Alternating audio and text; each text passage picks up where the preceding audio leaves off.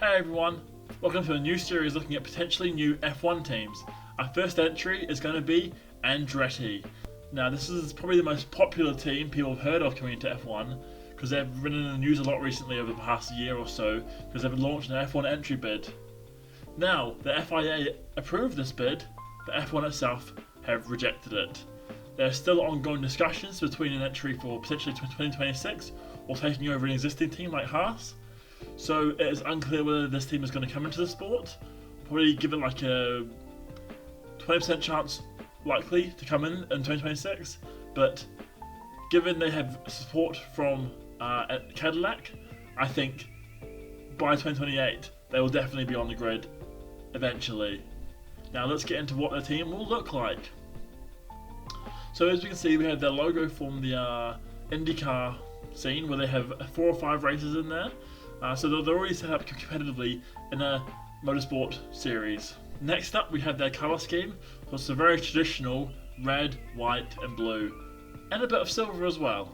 However, it looks similar to Haas in terms of Haas's red, white and blue tried to do in the 2022 season with Mick Schumacher and Nikita Mazepin, and I know it might look like it's a bit Russian, but it's American. So it's an all-out American team. They'll probably include some stars and stripes in their livery, which we'll have a look at later. But yeah, a very American red, white, blue, yeehaw kind of vibe to it. Their team boss is Michael Andretti, the son of Mario Andretti, the famous Formula 1 driver who used to race for Ferrari and other teams. And he is a son currently competing in IndyCar as well. However, he's quite a bit on the older side now and likely won't drive for them, which we'll get into in a bit. Although the likely team principal is Michael Andretti, the son of Mario, the likely technical director who will do all the day-to-day engineering and running of the team will be Nick Chester. Nick has previous experience working on Renault with Fernando Alonso back in 2005 and 6. During his title-winning seasons. Aside from that, Nick Chester has also said there's a lot of F1 staff already who have jumped ship and joined their project from Red Bull, Mercedes, Ferrari.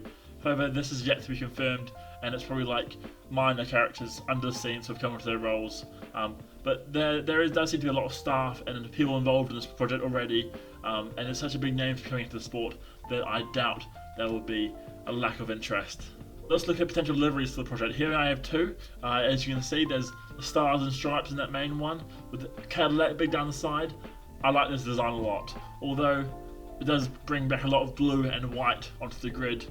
But hopefully that means we're going to stay away from the carbon fibre black liveries that we've seen recently, as black is not in their colour scheme. That'll be a really interesting thing to see, how they kind of manage that weight struggle that a lot of teams have been facing with their livery.